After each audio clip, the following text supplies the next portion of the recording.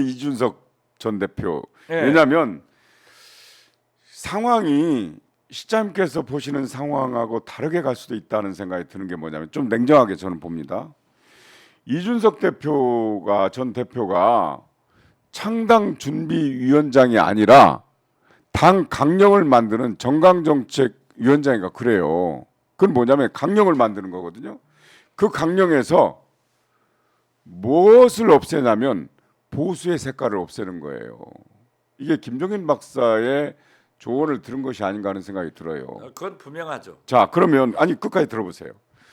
그러면은 경제민주화 등 민주당 또는 정의당이 추구하던 가치를 받아들일 수가 있는 거예요. 남북 평화. 지금 윤석열 정권은 남북 전쟁이잖아요, 완전히. 근데 남북 평화를 다시 그 강령에 넣고 또는 한일 외교의 정상화를 넣을 수도 있고요. 또 하나는 이 최상병 문제와 같은 그런 문제도 거기다 그런 가치도 넣는 그런 진보 지향적인 강령을 만든다면 민주당은 물론이고 정의당 인사들까지도 그 스펙트럼 안에 다 포함되면 이준석 전 대표가 창당하는 개혁신당에 다 들어갈 수도 있다는 생각이 들고, 또 하나는 중요한 게 뭐냐면 12월 31일 날 이재명 대표하고 이낙연 전 대표가 만났잖아요. 12월 30일. 네네. 네, 헤어질 결심을 하고 만났잖아요. 결과적으로 보면. 그런데 그 직후에 바로 그날 오후에 이낙연 전 대표가 이준석 전 대표한테 전화를 걸었다는 거예요. 네. 그리고 김현정 뉴스에서 보면 이준석과 함께 할 가능성까지도 다 열어놨어요. 그러면 보다 규모가 큰 보수의 색깔을 지운 제3당이 출연할 수도 있다. 이런 거예요. 지금. 제가 네. 계속해서 얘기해 온 게 네. 이준석 전 대표는 스펙트럼이 높더라. 네네. 그렇기 때문에 보수에서 진보까지 다 어우르는 네. 진짜 괜찮은 청년 정치인이다. 네. 그래서 저는 한국의 케네디다 이런 표현까지 썼어요. 네. 그런데 상대적으로 유승민 전 의원은 스펙트럼이 극우 보수에 가까울 정도예요. 그것은 제가 남북 문제에 관해서. 남북 문제에 대해서 네네.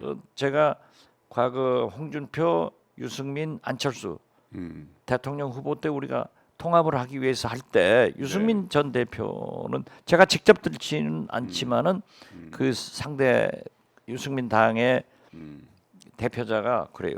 햇볕 정책을 폐기하고 대국민 사과를 해라. 네네. 절대 할 수 없다 하고 빠이빠이를 했는데 네. 거기는 그래서 저는 같이 가지 않을까 이렇게 보는데 자, 안 간다. 유승민은 배제한다 이 말이죠. 아니 유승민 자신이 안 갈 수가 있을 거예요. 저는 배제라고 생각합니다. 이준석이 배제할 거라고 아니 생각합니다. 저는 배제까지 표현은 하지 않습니다. 네. 유승민 스스로가 안 갈 수 있다. 그런데 그건 이제 유승민이 본래 전화를 하고 이렇게 대화를 하는 그런 분은 아니에요. 그리고 이준석 전 대표도 저하고 방송하면서 일주일에 한 번씩 만나서 물어보면은 승민이 형은 연락도 안 하고 서로 그냥 이심전심으로 그렇게 통하고 있어요. 그리고 그의 가파더 김종인 네네. 전 대표는 유승민을 조금 안 좋게 말씀을 하시더라고요. 오해가 있으면 용서하세요. 자, 그런데 주고 유승민 보세요. 전 대표는 자, 미국 경제파하고 그 김종인 박사는 독일 경제파예요. 자, 완전히 이걸 다릅니다. 보시면은요.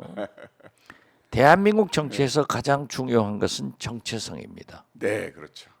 그런데 아무리 이준석이 스펙트럼이 넓어서 이낙연하고 같이 간다 하면은 그의 홈베이스인 대구 경북 PK 즉 영남에서 보수 세력들이 어떻게 김대중, 문재인 이건 아니지 않냐 네. 해서 굉장한 마이너스 효과가 있을 거예요. 거기다 플러스해서 비록 호남에서 지지를 받지 않는 이낙연이지만은 그래도 홈베이스는 거기에요. 네. 그렇기 때문에 저는 이낙연도 이준석하고 함께 하면은 굉장히 마이너스가 될 거다. 그래서 일찍이 네. 뉴 DJP 신 DJP 연합이 어쩌냐 했을 때 제가 이것을 생각했기 때문에 JP는 이준석이 될 수 있지만은 DJ는 이낙연이 될 수 없는 사람이다. 왜 그러냐 하면은 네. DJ는 어떤 사람들하고 같이 합쳐도 즉 이기택, 김종필 이런 분들하고 합쳐더라도 DJ화 시켜요. 네. DJ가 JP화 되지 않습니다. 네. 네. 그런데 이낙연에게는 그런 능력이 없어요. 그래서 저는 가지 않을 것 같아요. 네. 자, 그런데 보십시오. 냉정하게 저는 이제 정치는 그렇게 아무리 친한 관계라 할지라도 이념과 가치가 다르면 갈라질 수도 있잖아요. 예, 저도 국힘당에도 친구들 있거든요. 그렇죠. 네네. 그런 저도 것처럼- 국힘당 친한 사람들 많아요. 네네. 자, 그런데 유승민 전 대표는 국힘당 또는 보수에서는 배신자로 찍혀 있습니다. 그렇죠. 그렇죠? 그런데 이낙연 전 대표를 따르는 민주당 내에 이른바 그 공정과 상식도 있고요. 원칙과 상식. 원칙과 상식도 있고요. 그밖에 그분들도 안 간다는 거 아니에요. 그건 몰라요. 그건 몰라요. 4일 날 발표한다는 게 그분들의 발표였어요. 신당 발 이낙연 전 대표의 신당 발표가 아니라. 자, 그분들도 모르고요. 또 당내에 또 다른 사람이 있을 수도 있고요. 자, 그래서 유승민 전 대표가 이준석 전 대표와 아무리 친하다고 하지만 그냥 바둑에서의 사석처럼 버릴 수도 있다. 더 큰 카드가 있기 때문에 정치적 계산을 그렇게 할 수도 있고 강령을 그렇게 정해놓고 더 많은 더 큰 현역 의원들이나 영향력 있는 정치인들을 포용하기 위한 전략을 이준석 전 대표가 쓸 수도 있다. 그런 생각이 들고요. 유승민 전 대표는 어차피 대구를 중심으로 한 보수에서는 배신자로 찍혔습니다. 낙인이. 우리가 객관적으로 볼 때는 굉장히 훌륭한 분이라고 저는 굉장히 합리적인 보수다 이렇게 생각되지만 냉정하게 보면 그런데 굳이 이준석 전 대표가 그분을 안고 가서 자기까지 리스크를 안을 필요는 없다 이런 생각을 할 수도 있다. 우리가 지금 현재요. 네. 유승민 전 대표와 이준석의 조합에 대해서는 얘기할 필요가 없어요. 네. 저는 네. 맨 처음부터 둘이가 함께 안 가르지만은 결국 지역구 선정을 이준석 대구 경북 유승민 서울. 수도권 이렇게 정지됐잖아요. 네. 그러면 이제는 이준석 당대표 대권 후보 유승민 이렇게 정리가 된다고 하면은 네. 이낙연은 절대 안 가요. 그래서 정체성 때문에 또 정치적 이해 득실을 하더라도 이준석은 뭐라고 했느냐면은 대구는 몇 품 벼슬을 했냐? 네, 그러더라고요. 정일품, 정이품 이런 굉장히 보수적인데 이낙연 가면은 이준석이 어려워지고 산술적으로 생각하자 이거예요. 네. 이준석하고 함께하면은 그의 홈베이스인 호남에서 안 되더라도 더 떨어져요. 그래서 저는 굉장히 그 조합은 어려울 것이다. 그렇게 보지만은 지금 현재 추진하고 있는 것은 사실인 것 같아요. 그러나 저는 이번 총선은 이 5가지 문제가 굉장히 크게 될 거다. 네, 어떤 첫째, 신당 창당. 네, 두 번째, 공천. 네, 세 번째, 김건희 특검. 네, 네 번째, 민생 경제. 네, 다섯 번째, 남북 관계. 네, 네, 이게 지금 현재 5가지 다 내관이에요. 네, 네, 언제 터질지 몰라. 네, 네. 그렇기 때문에 저는 그거 다 하려고 그랬는데 시간이 없네요. 이런 것을 좀 네, 봐야지 네, 우리가 단순하게 네, 네, 이준석, 이낙연. 네, 네. 저는 이낙연은 절대 창당해서는 안 된다. 안 된다는 오직하면 제가 네. 돌아와요. 네.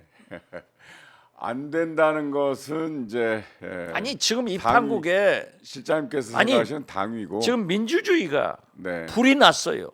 민주당이 불이 났어요. 그분은 여기에다가 뭐 민주당은 이미 버렸는데 여기에서 5번 국회의원하고 전남지사하고 국무총리한 이낙연이 휘발유를 끼얹어서 아니 돼요? 기득권 정당 이건 아니에요. 기득권 정당 윤석열 대통령마저도 거부권 행사를 수년하고 있는데 네. 그러면 안 된다 이거죠. 돌아와요. 기득권 정당이라고 낙인을 찍어버렸어요. 아예. 그럼 이제 그 뭐 낙인 찍었지만은 뭐 달리는 정치인은- 말은 마국간을 돌아보지 않은데요. 아니 보세요. 저도 예. 문재인 대통령과 얼마나 싸웠어요. 그렇지만 결국 정체성이 같으니까 합쳐진 거예요. 네. 정체성이 다른 이준석과 이낙연 아니 조합이 어렵다. 그 이준석 전 대표가 정체성을 맞춰 가겠다는 거 아닙니까? 아니 그렇더라도 강령을 이낙연은 안 통해서. 된다 이거죠. 네. JP가 DJ의 정체성을 맞춰서 DJP 연합을 됐지만은 네. JP는 이준석이 될 수 있지만은 이준석은 JP가 될 수 있지만은 이낙연은 DJ가 절대 못 된다. 네. 알겠습니다. 그래서 불지르지 마라. 네. 돌아와라. 지금도 같이 싸우면은 우리 미래가 있다. 실장님 가슴에 제가 불을 질렀습니다. 이낙연 전 대표 얘기 안 하겠습니다 이제.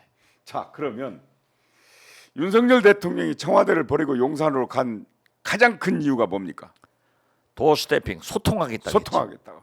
신년 기자회견 합니까 안 합니까? 안 한다는 거 아니에요? 소통 아직까지? 안 하죠. 대신 뭐 하냐? 국민과 함께하는 민생 토론을 하겠다는 거예요. 그건 쇼예요. 짜고 그렇죠. 치는 고스톱이에요. 아니 문재인 정부를 쇼 한다고 아니, 비난하더니 왜 윤석열 김대중 대통령 쇼하겠다는 대통령부터 겁니까? 국민과 대화가 시작됐는데 네, 제가 주도를 했잖아요. 네. 그런데 이게요. 방송의 진행상 방송 전문가니까 방송에 다 맡깁니다. 방송사에 그렇죠. 패널 섭외도 맡기고 다 맡겨요. 그저 방청객도 다 방송국에서 알아서 하는데 문재인 대통령이 그렇게 했거든요. 전부 다 알아서 하는데 그래도 이분들은 아니더라고 보니까. 안 돼요. 네. 그래서 자, 이 소통이라고 하는 것은 네. 양자 대화예요.